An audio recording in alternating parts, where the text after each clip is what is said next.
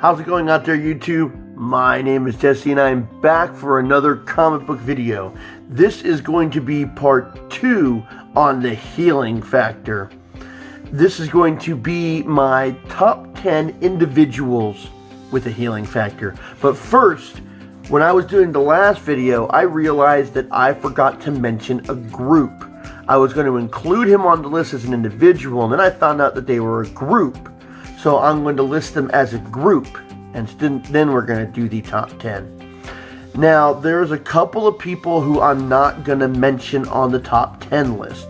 I'm not going to mention Sasquatch. Sasquatch is a gamma-powered being. Well, I don't know if that was always the thing, but Sasquatch is gamma-powered. So I'm not going to mention Sasquatch. I'm also not going to mention some of the most famous people with the healing factors like Wolverine, Sabretooth, Deadpool, Dankin, the son of Wolverine. What? You just mentioned all those people. First of all, what are you wearing? Batman. This is a Marvel video. Okay. I'm also not going to mention X-23, who is a clone of Wolverine. So, you just mentioned all those people. What are you wearing? Avengers Assemble. Okay. I meant that I'm not going to be including them on the top 10 list. Oh. I'm going to play Minecraft. Okay, I guess that's what 13-year-olds do. Okay, I'm not going to include these people on the list. They're the most famous people with the healing factor, so they're way too easy. I'm going to be mentioning people that it's either a, that makes sense, or, I didn't know that. So, let's get started with the group, and then we'll get started with the top 10 list. And the group is the Wendigos.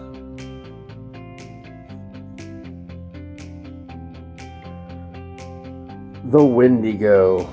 The Wendigos first appeared in Incredible Hulk number 162. Now, there are two ways to become a Wendigo. First, you must keep in mind that a Wendigo is a curse from the elder gods of the Canadian folklore. If a human being were to consume the flesh of another human in the Canadian wilderness, you will inherit the curse of the Wendigo. Also, if you are bitten by a Wendigo and survive, you will then become a Wendigo, which is why Wolverine and the Hulk have both become Wendigos. Of course, in the Hulk's case, it was a Windy Hulk, and that was pretty frightening. The Wendigo is the one that it does have the healing factor. The human host for the Wendigo does not have the healing factor. It is only the Wendigo. Now, the Wendigo has accelerated healing from damaged or destroyed tissue and also can heal themselves from great bodily harm that results in a lot of blood loss.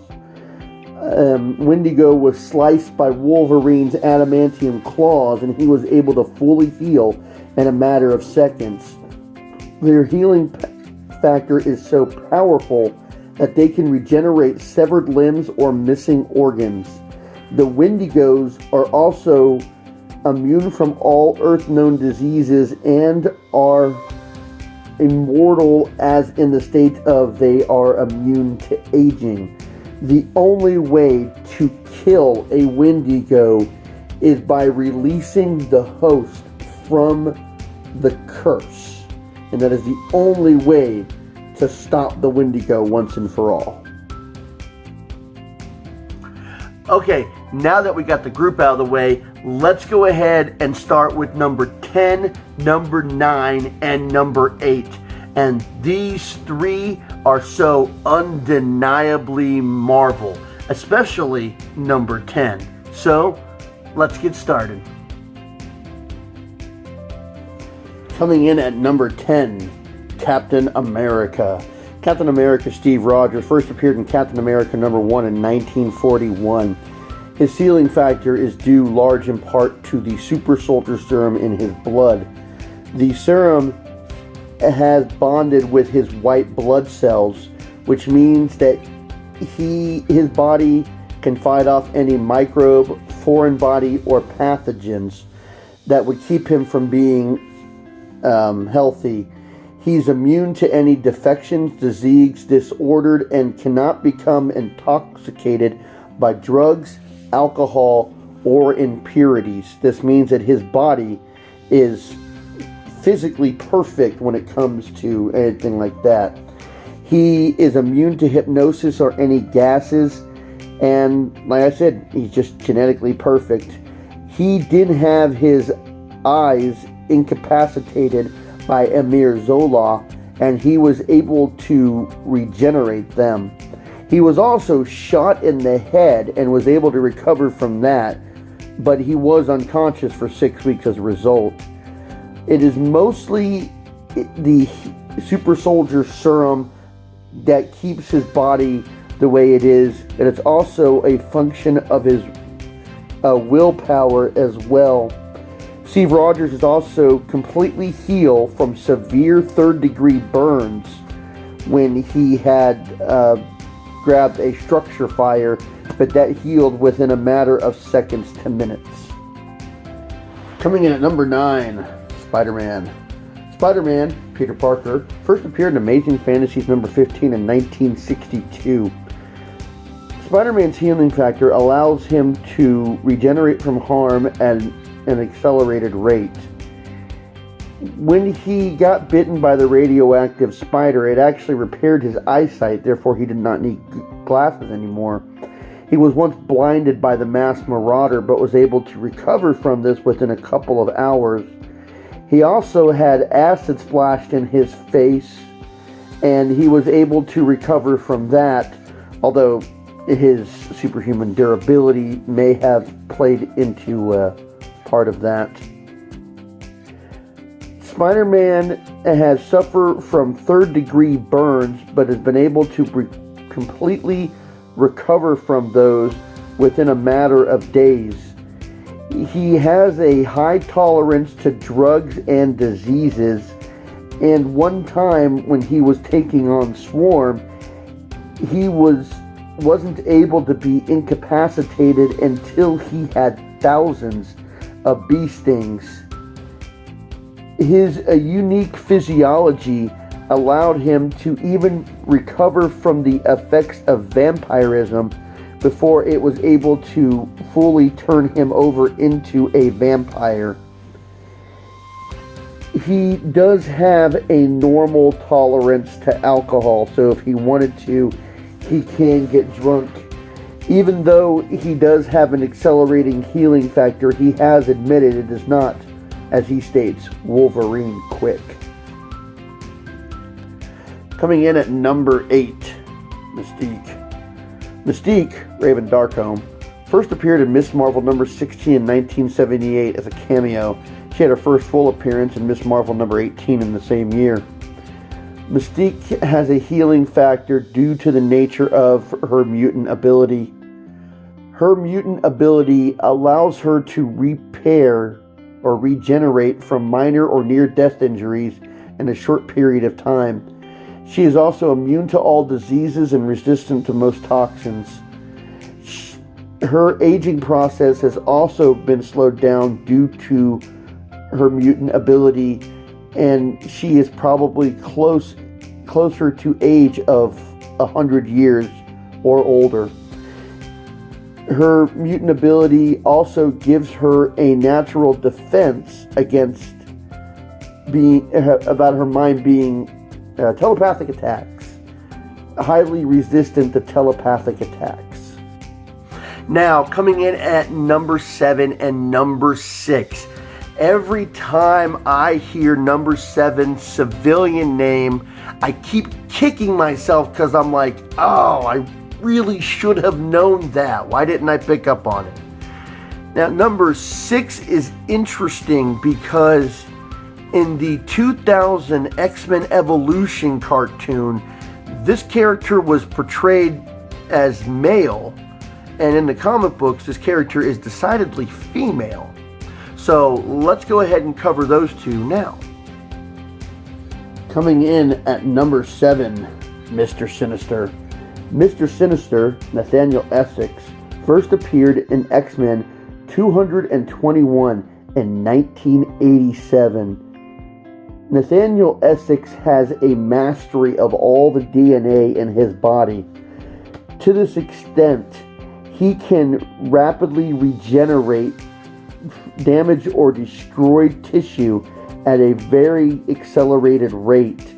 He has been able to restore himself from massive damage from multiple sources. Gunshot wounds, slashers, puncture wounds, broken bones, and severe burns. He has been able to heal from them in a matter of minutes. His healing factor is to such a great degree that he no longer needs his brain or his internal organs to survive. He has even been blasted in half and have holes blown through his body and has his head been destroyed and has still come back from all of that. He is essentially immortal to the point where he doesn't age anymore. And since his body keeps regenerating, he doesnn't, like I said, he's not exposed to the aging process anymore. There is a way to kill him though, but that requires celestial technology. Coming in at number 6, Marrow. Marrow, Sarah, first appeared in Cable Volume 1, number 15 in 1994. Marrow has an unusual ability of fighting with the bones that she removes from her body. Her healing factor allows her to repair the wounds that she gives to herself and regrow the bones that she uses quickly. She also has 2 hearts, and this helps her to compensate for the fact that she uses her own bones to fight with. Apparently at one time Storm ripped out one of her hearts and she was able to survive, although it's not specifically mentioned whether she was able to regrow her heart like she's been able to regrow her bones. Now coming in at number 5, number 4, number 3. Number 5 feels more like he should be a Deadpool adversary than Captain America. Number 4 feels just like a giant retcon. And number 3, I should have guessed that it was a healing factor. I don't think it was called a healing factor at the beginning, but it feels like a major no-duh. So let's cover these 3. Coming in at number 5, Madcap. Madcap, first real name unknown, first appeared in Captain America number 307 in 1985. Madcap is completely insane. Madcap can heal at a very extraordinary rate and possesses no sense of pain. He has tried to commit suicide on several occasions and has survived every time. He has even been able to regrow his body from being completely disintegrated, although it takes a while for him to regenerate from that. For a while, Madcap was also Deadpool, and I know that this sounds unusual, but Deadpool and Madcap were both disintegrated into the same pile of ash. Deadpool regenerated first, so Madcap regenerated inside of Deadpool and was one of the voices inside of his head for a while, which I do believe this entire story was retconned to explain why Deadpool had 2 voices in his head, and also use as an explanation for when they wanted to remove one of the voices in his head. Coming in at number 4, Romulus. Romulus, real name unrevealed, bear with me here, had his first appearance of his voice only in Wolverine Origins number 2 in 2006. Then he appeared as a shadowy figure in Wolverine Origins number 5 in 2006. He was first named in Wolverine Volume 3 number 53 in 2007, and then would first appear fully in Wolverine Volume 3, number 55 in 2007. Romulus has an accelerated healing factor which allows him to regenerate damaged or destroyed body tissues and cells at a very accelerated rate. The full extent of his healing powers is not yet known. He also has a great resistance to drugs and toxins. He has a foreign chemical immunity that makes him immune to all poisons and most drugs, and it is impossible, or virtually impossible, for him to become intoxicated. He has a disease immunity where he is immune to all earthly disorders, infections, or diseases. He has a superhuman longevity. He has been around for a long time. Now, Romulus claimed to have been around since the prehistoric era, but his sister has said that he is not actually that old. But it has been confirmed that he is at least several thousand years old, if not older. Coming in at number 3, the Lizard. The Lizard, Curt Connors, first appeared in Amazing Spider-Man number 6 in 1963. Curt Connors is highly durable, but he can sustain physical injury. When he does, he can regenerate damaged or destroyed tissue at a great rate. While he is the Lizard, he has been able to regrow missing limbs, just like many other reptile species out there. Now, coming in at number 2 and number 1, I am not a giant X-Men reader. I try to follow some of the big storylines from time to time, but since I don't know a lot of the movers and the shakers because I'm not reading the normal issues, I end up playing a lot of catch up. So number 2 and number 1, I had no idea who they are. I've done a little bit of research, and they seem to harness the healing factor in ways that I don't even know if Wolverine is capable of such a thing. But we'll go ahead and cover number 2 and number 1. Coming in at number 2, Monet. Monet, Deus Ex Machina. I'm not even joking about this. Look up her power set one of these days. You'll understand. I'm not going to try and say her name. It is very long, and I will butcher the hell out of it. So we're just going to go with Monet. First appeared in Generation X number 1 in 1994 with the name of Penance. She would later become Monet in Generation X number 40 in 1998. Monet is a mutant who possesses a wide variety of skills and is a near perfect human being, hence the Deus Ex Machina. She is incredibly resistant to harm, yet she can be hurt. If she is hurt, she is able to regenerate quickly, and she even once recovered from a near fatal wound.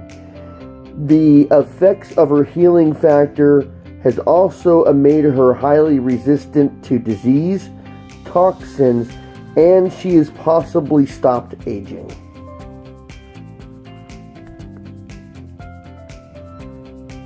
Coming in at number 1, Elixir. Elixir, Joshua Foley, first appeared in New Mutants Volume 2, number 5 in 2003. He is an Omega level mutant, and his power is the healing ability, himself and others. There is so much to go in on his healing ability. I could do just a video on him. He has biokinesis healing. instant regeneration, virtually immortal, life manipulation, resurrection. He has been able to bring himself and others back from the dead, and he has also been able to develop a killing touch, for lack of a better way of putting it. His skin also seems to change with the power that he is using, but there is just so much about his power. He is the healing factor personified. Everything that I mentioned in the first video, he can do and beyond. And that's why Elixir comes in at number 1. Well, that does it for this episode. I hope you had enjoyed watching these two-parters. I sure enjoyed doing the research for them. If you do want to see a part 3, just let me know. I'd be more than happy to make it. Until next time, I'll be seeing you.